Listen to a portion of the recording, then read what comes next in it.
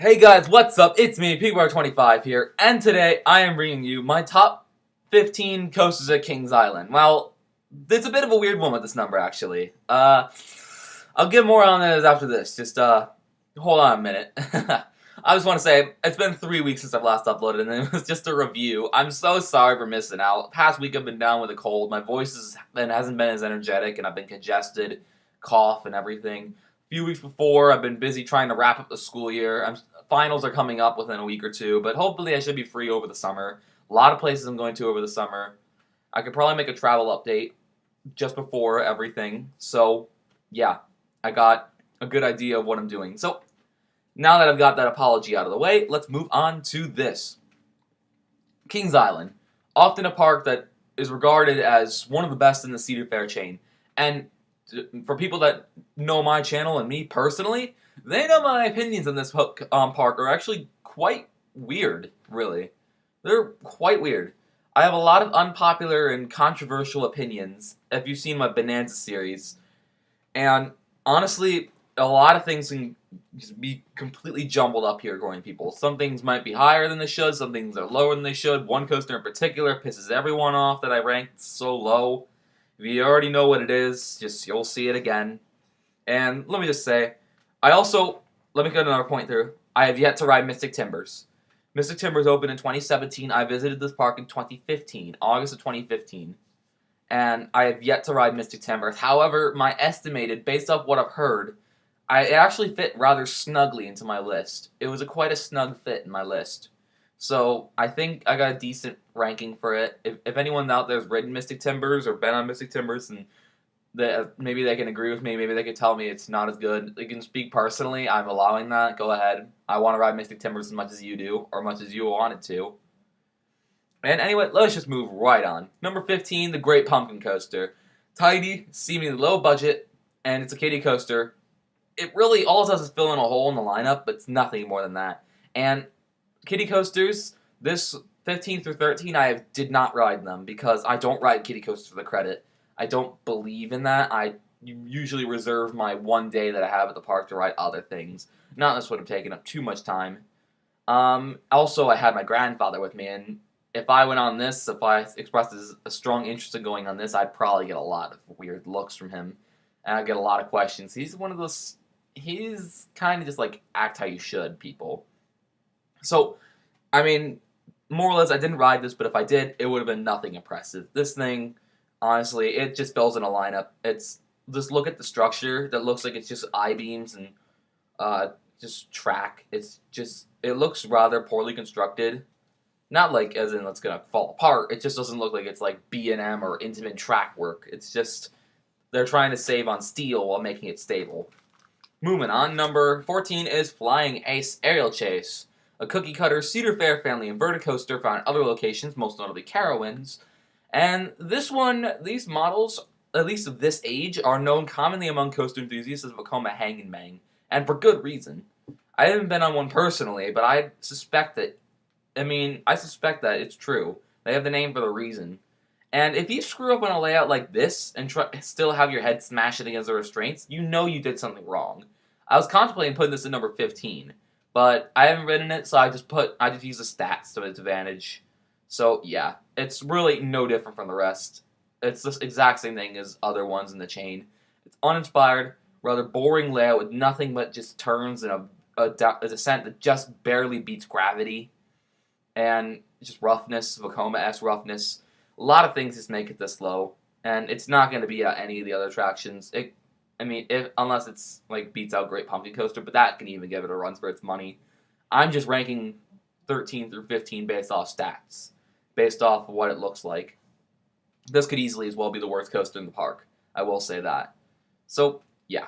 Let's move on. Number 13 is Woodstock Express, another cookie cutter family coaster from the Cedar Fair chain. However, this one was actually at Paramount Parks, or even earlier before then.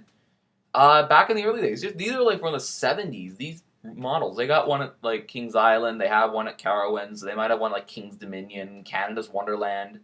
They got a bunch of these out there. And this may be an old family wooden coaster, but I think it's still one of the best. It is still the best kiddie coaster in the park specifically. I mean, it doesn't have a lot of competition, but it does actually have a layout. It actually does have a decent ride experience, and I think a coaster enthusiast can get a kick out of this. I can imagine just an Ohio coaster enthusiast from the 80s saying this is their first ride, and they just go on it every so often just to get a nostalgia. We all do that. I do that sometimes with Little Dipper, Great America, my home park. Moving on, we have number 12. We're going to actually start to get to some of the big boy credits, the ones that actually definitively rank out of the collective list of 100 plus coasters I've ridden. Number 12 is Adventure Express, and the two expresses back to back. Coincidental? Probably not. Anyway, this is where we depart from family coasters. Let's just say, I said this before, this is the worst coaster among the rankable credits. It's just a large aero mine train with a lot of the features and a lot of vertical height. I mean, it tries to tell a story, I will give it that. I like its attempt, but that even fails. The first lift is barely themed. The speed sections, where you're going around and turns and drops and all that, I mean, you got some tunnels there with pickaxes, skulls, jewels, torches, stuff like that. And then what's supposed to be the end is like a chain lift with a climax, or it's supposed to be the climax. It's a tunnel, there's torches, it's lit up by torches, and then you got some tribal idols just rocking their fists back and forth, just pumping them back and forth, and just, it's like some sort of warning before you leave the tunnel. What happens when you leave the tunnel?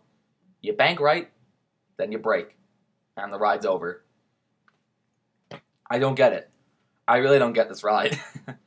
I get that you're running out of room and you needed a way to get the elevation back up to the top, but like this thing, the station's actually one of the highest points of the ride, surprisingly. So yeah, it's quite bizarre, this thing, but whatever. I mean, also, it has that classic aero mine train jerkiness, and the layout is better than most mine trains, but this ride's still subpar. And we're going to move on to another aero in the park, which is Vortex, a hexalooper, and has one of those with a cult fandom, even though to me, it's just another aero with repetitive inversions, questionable transitions, bulky over-the-shoulder restraints, and roughness. Like I just said, there is a cult fan base in the KI, the Kings Island, and classic coaster enthusiasts.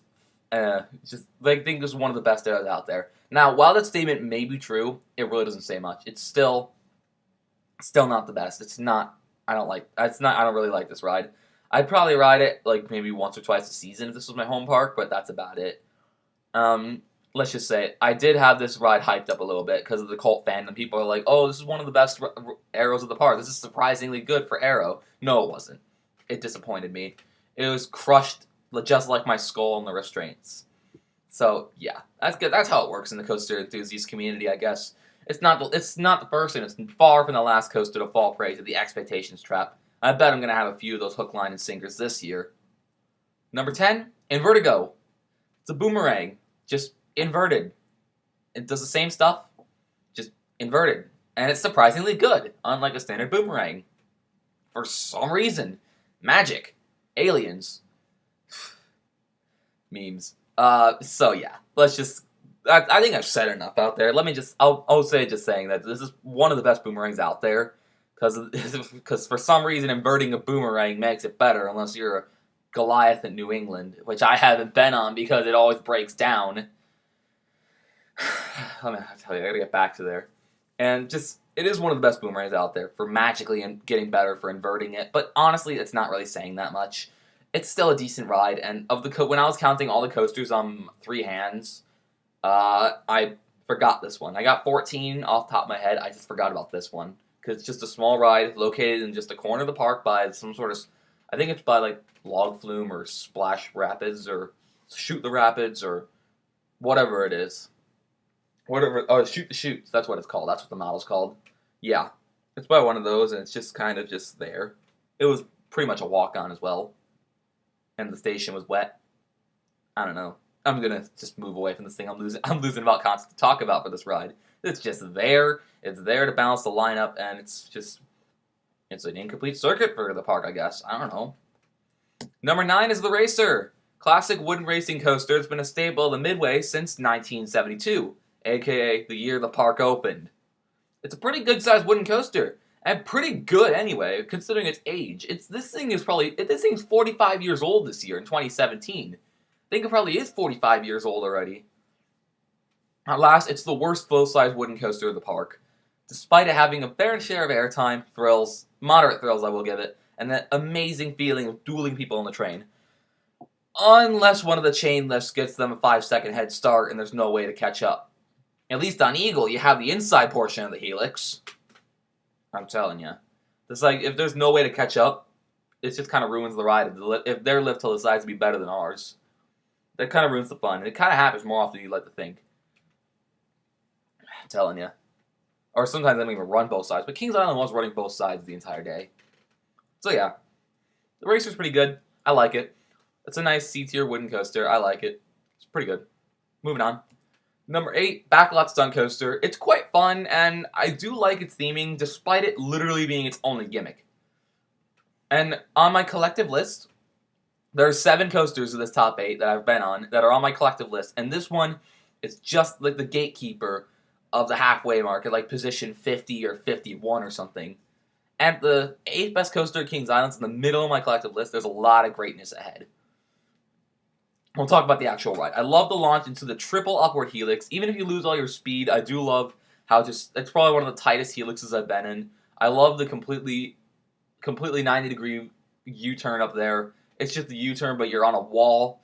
And then just some theming. You're on a break. There's some fire. There's some helicopters and police and some gunshots or something, like mock gunshots. And you launch into a tunnel and come out the billboard and you're done. It's a pretty fun ride. I enjoyed it. And dare I say, I almost put this thing above number 7, the Beast. Yes, you heard me right. The Beast, the 7th best coaster in the park. And if you haven't seen my Bonanza, like ranking this thing in the low 40s in my collective list, this announcement will shock you this time around. I believe the Beast is one of the single most overrated rides on the planet. I don't get how it gets so much attention. Don't really like it either. I can imagine this thing giving excellent night rides because you're in the woods, and you don't know where you're going, and you're probably going to hit a mosquito or a mayfly every second because you're traveling like 60 miles an hour. But other than a night ride and historical significance and just an architectural marvel, it's literally good for nothing else. The lift hill takes ages. The first one's especially. The second one's fine. I can expect that out of a PTC lift hill. But the first one, like the first 3/4 of it, you're moving, like there are ants crawling on the sidewall faster than that. There are bugs crawling up the railing faster than that. There was wasps just hovering across the thing. One of them even stung a person a few rows back. Luckily they didn't have to stop the ride, or else I'd ruined my ride there. It'd probably be even lower. I have to say. And other than that, the layout, other than personal experiences, the layout, nothing but straights, turns, not even bank turns, just turns, trims, and helixes. And there's really little to no airtime on this ride. I mean, if you want to see a good terrain coaster, look at Boulder Dash. This is not where you want to go. And also, the age. It's a rather rough ride. Not unbearably rough, but it's just the roughness kind of ruins the experience because there's not like anything to justify it. There's not anything to justify that little bit of roughness. And the roughness does outweigh the positives. I'm sorry. You're just not that good, Beastie. And also, this is another coaster. This was one of the biggest examples to fall prey to high expectations. I've seen this thing on national TV, and yet it just falls prey to that trap. I'm sorry. Beast isn't that good, and I told you it wouldn't be the last. It will be far from the last. Even coasters in 2016 fell prey to the expectations trap. I just don't have any in my head right now. Moving on. Number 6 is the Bat. Just to add another nail to the coffin for the Beast fanboys, I think the air suspended coaster Bat is better than the Beast. Unlike Beast, I was pleasantly surprised to hear how much I enjoyed Bat. And I heard almost nothing about this coaster until that point. The only suspended coaster I'd ridden at that point was Iron Dragon, and this blew it out of the water, rusted and corroded it, and then some. Like, Bat was incredible. I was very surprised at how much I enjoyed this ride, and it was a great opener to my day. This is the first thing I went on. I even went on this before Banshee. I don't know why, but I mean, probably because I had a fast lane, and this wasn't covered in the fast lane, so we just waited 10 minutes in the queue for this to open up, or 5-10 minutes. I think we had to wait for some testing and some water to get out of the station and all that. So I think it did rain yesterday or the night of or something. I don't know. Let me just say, the Bat will most likely be my favorite suspended coaster, like probably ever. Even after riding Ninja at Magic Mountain this summer, since really the two best suspended coasters, Big Bad Wolf and Eagle Fortress, are gone, I don't really think there's a lot of suspended coasters that can beat the Bat. Maybe like Vampire at Chessington, but that's on the other side of the country. No American suspended coasters will beat this thing.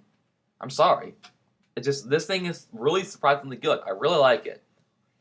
And now with these coasters out of the way, we're going to jump all the way up to the top 30s of my collective list and jump into the top 5, which is Firehawk. Firehawk is the second of the Dutchman I rode. The first was Batwing, the third was Nighthawk, and this was, in my opinion, the best. Batwing close second. Nighthawk's trash. I love the lie to fly and fly to lie elements present throughout the layout. I love the elements there. Because half the thing about being on, I love if you're ever swimming or just gracefully moving through the water, or if you're flying through the sky, one of the things you want to do is just lie on your back and see if you can just float. I don't know if that's just me, but that's something I would do if I was flying. I just lie on my back and see if I could just float. I don't know why. I do really like this ride, but my only complaint is the restraints. They're bulky and needlessly complicated. They're like 3 pieces. They're like ankle, a lap bar, and an over-the-shoulder harness. Granted, the over-the-shoulder harness is like cushion, padded, soft, whatever it is. But it takes a very strong man to get out of them without help. And only those who have ridden a Dutchman or experienced Dutchman veterans can live to tell the tale. I've really only ridden each Dutchman once, and I think every time I haven't been able to get out of the restraints by myself. And I was like 15 years old when I rode Nighthawk, so I was a strong man. I'm still growing. Maybe next time, when I get back to Kings Island, I'll see if I can get out of Firehawk myself. I'll put that in my bucket list. And if I do, that'll go on my resume. Moving on, number 4 is Flight of Fear. One of the most fun coaster in the park. It might not be much in layout. It might not be that tall, might not be that fast, but it's just fun. The detailed theming in the queue to whatever TV show Paramount made this about. LSM launch in a completely dark room. In my experience, I think there were some multicolored or strobe lights. And just the feeling of being completely out of control in multiple planes. You can't see anything, you're hearing only the ride, and isn't that much to hear. All you're feeling is the forces. Basically, you're just going through a simulation, or you're going through just an inverting coaster blind, and I love it.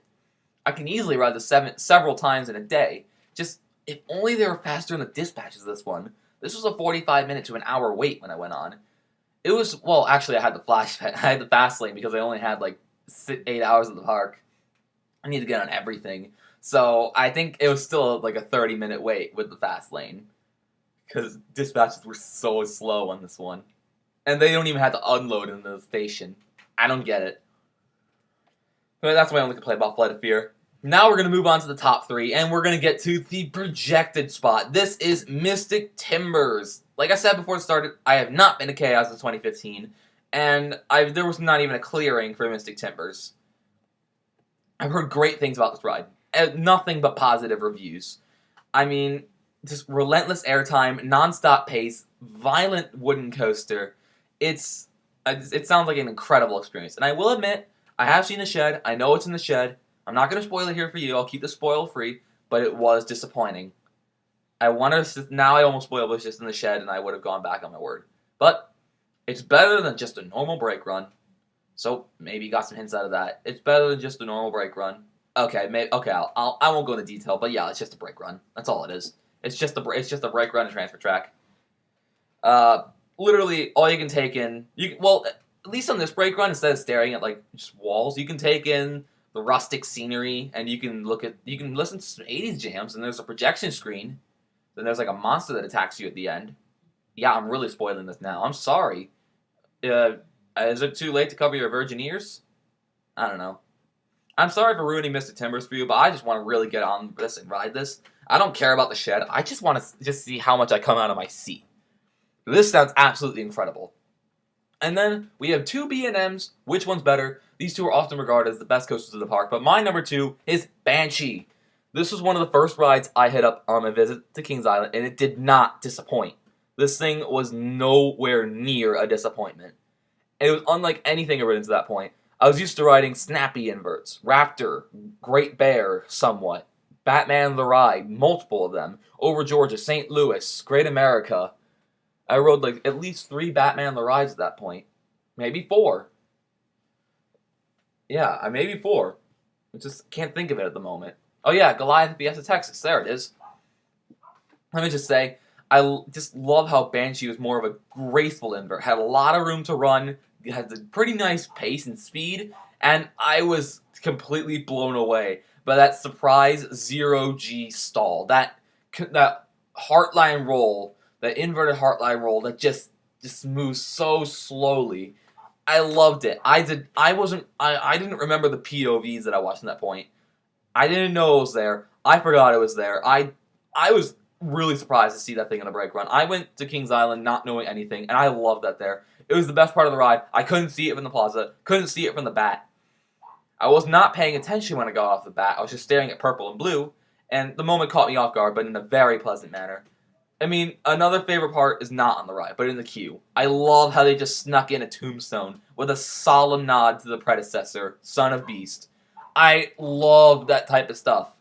I love when they just nod their predecessors. I love ride graveyards for the Halloween season. I've always loved those, and I love visiting them just to pay my respects to a ride I can never sympathize with because, you know, I'm hip. And overall, Banshee, top 15 coaster.